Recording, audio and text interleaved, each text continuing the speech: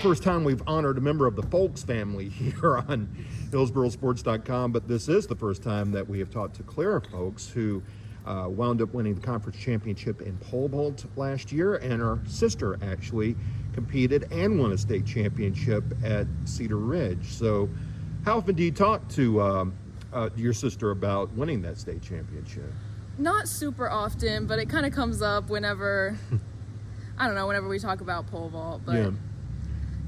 What attracted you to pole vaulting?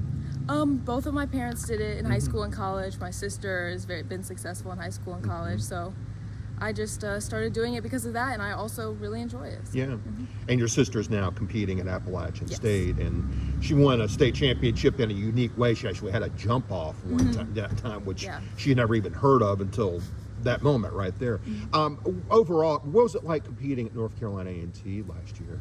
It was a really great experience. It was more successful than the previous year, and I felt like I learned a lot. It was also good to be there with my teammates, and we have such a great team environment, and I hope we can continue that next year. Yeah. Your father, obviously being a pole vaulter, I mean, how early did he get you going in it?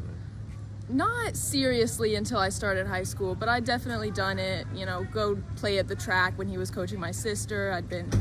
When he was coaching other athletes, I just tried it out a few times when I was little. Yeah, and then what got you hooked to it? Was there a point in time when you realized that you could become number 2 in the state? Maybe when I started seriously, but I never thought I'd pursue it that far. Okay, so have you surprised yourself by how well you've done? Yeah, really.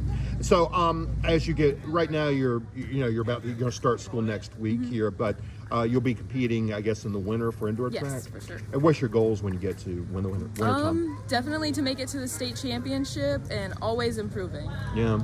And what's it like competing at the JDL Fast Track in Winston-Salem? It was really new to me. I hadn't competed there before, and it was definitely, I learned a lot of lessons there, and it was a great experience. Yeah.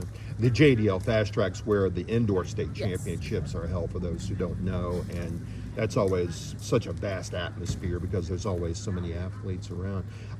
So as you get to the outdoor, I guess it'll be a different format for the state championship this year because there'll be more state champions. I guess your goal for next spring is going to be pretty obvious, isn't it? Yeah.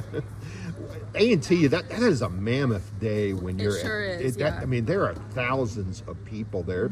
When you're around there that day, it feels like a football game. Do you ever get kind of intimidated by that? I wouldn't say so. Last year I had a lot of my family there, and of course my dad coaching me, so that made it, I felt pretty comfortable there. Yeah.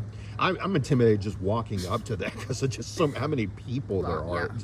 It's like a football. It's like a FCS football game with 15,000 people there. So, well, Clara, thank you so much. You are the final athlete from last academic year that we're honoring here. And just want to say for the record now, there are 20 different levels of sports, men's and women's, that we honor here on the website, and we managed to get all 20 athletes, all 20 sports athletes from every one, including our athlete of the week. We'll do the same thing for the athletic year that's already underway. Clara, thank you so much. Thank you.